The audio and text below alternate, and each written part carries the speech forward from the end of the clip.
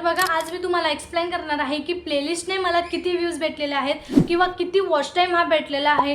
काहींना वाटत असेल की काय प्लेलिस्ट बनवायची आणि याचा काय फायदा, तर माझा 4000 तासाचा वॉच टाइम पूर्ण होण्यामागे प्लेलिस्टचा खूप मोठा हात आहे। तर मी तुम्हाला आज तो स्टेप बाय स्टेप सांगणार आहे। मी तुम्हाला हे सुद्धा दाखवते, प्रूफ दाखवते, विदाउट प्रूफ मी बोलत नाही।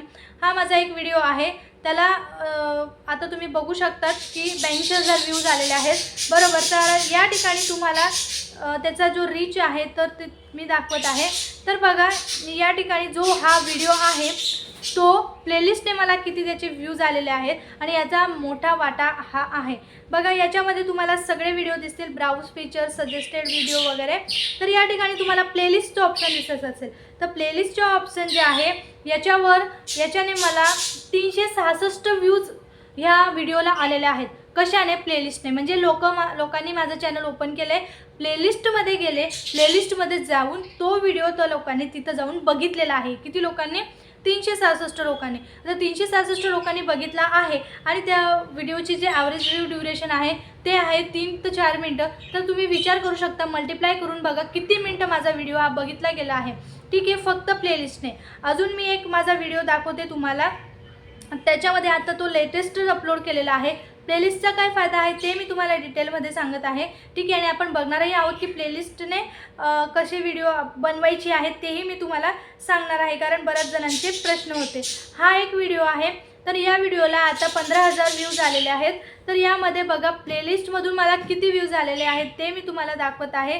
तर बघा या ठिकाणी तुम्ही बघू शकता, तर प्लेलिस्टने मला, तुम्ही प्लेलिस्ट ऑप्शन आहे, 81 व्ह्यूज हे प्लेलिस्टने आलेले आहेत। म्हणजे असं फक्त हे किंवा 2 व्हिडिओ नाही आहेत, असे सगळे व्हिडिओ असतात की जे प्लेलिस्टमधून प्ले होतात। आणि जर लोकांनी एक व्हिडिओ बघितला प्लेलिस्टमधला तर दुसरा व्हिडिओसुद्धा लोक 100% बघत असतात। त्याच्याने काय होतं, आपल्या व्हिडिओची रीच वाढते, एंगेजमेंट वाढते आणि आपल्याला वॉच टाईम हा भेटत असतो। तर आपण आता डिटेलमध्ये बघणार आहोत की प्लेलिस्ट कशी तयार करायची, कशा प्रकारे ती वर्क करते ते आपण बघणार आहोत। सगळ्यात आधी तुम्हाला काय करायचं आहे, तुमचं जे क्रोम ब्राउझर असेल ते तुम्हाला या ठिकाणी ओपन करून घ्यायचं आहे।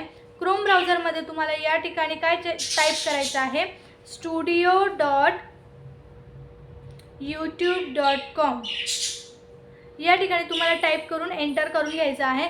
एंटर केल्यानंतर तुमच्या चॅनलचा डॅशबोर्ड हा या ठिकाणी तुमच्या समोर ओपन होऊन जाणार आहे।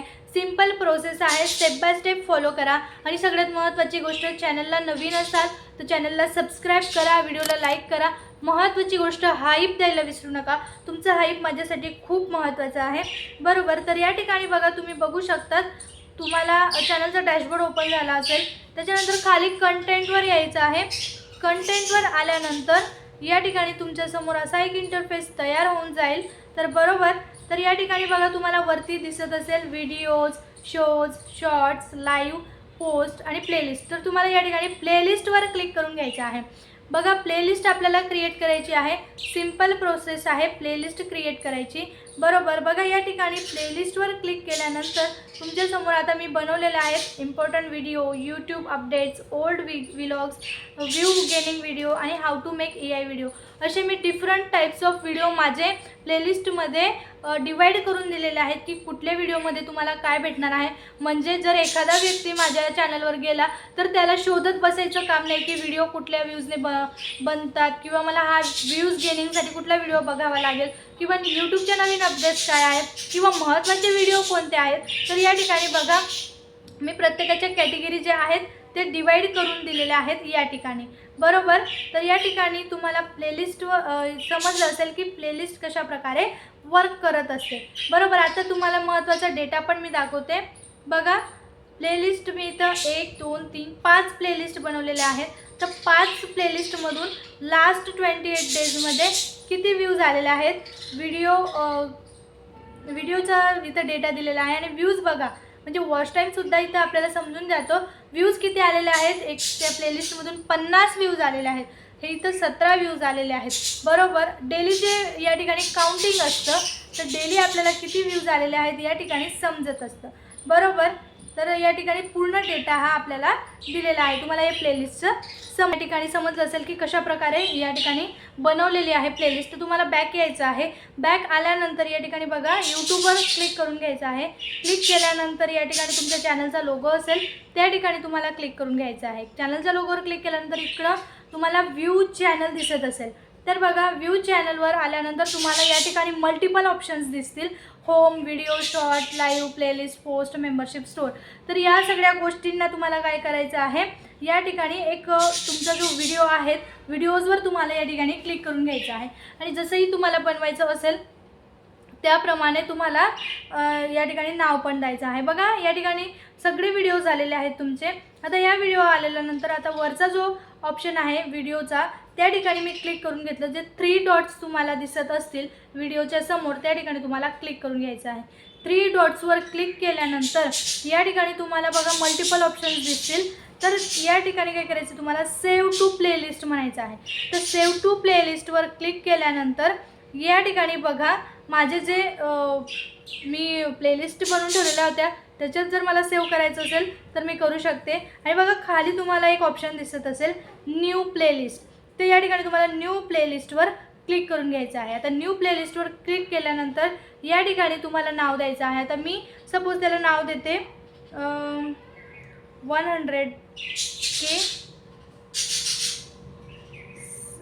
नाही सबस्क्राईब